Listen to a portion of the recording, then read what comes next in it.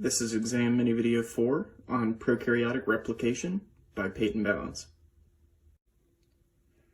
So if we were to take an entire circular chromosome and focus just on this little piece of it and zoomed in on it, this is what the DNA would look like in that specific spot.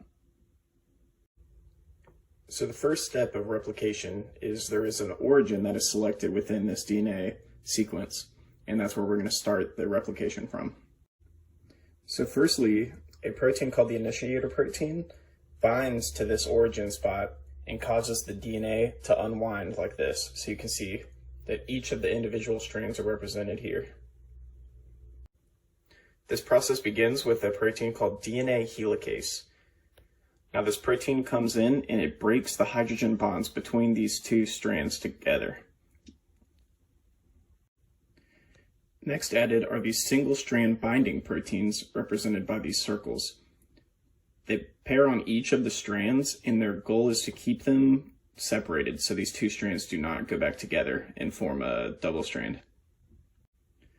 The next protein that joins is called DNA gyrase, represented by these circles here. These proteins pair onto the strands outside of the part where they're being separated, and their goal is to reduce the torsional strain caused by this process going on in the middle. Next, a protein named primase binds at each of the strands, and what it does is it lays down RNA primers so DNA polymerase 3 can start at there.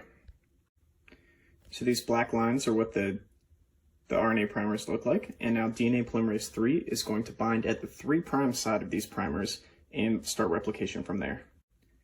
Now the DNA polymerase 3 continues on the top, which is the leading strand where replication is taking place, and it does this in one continuous line. Meanwhile, on the bottom where the lagging strand is taking place, it has to go in little sections like this of RNA primers and the replication of this side.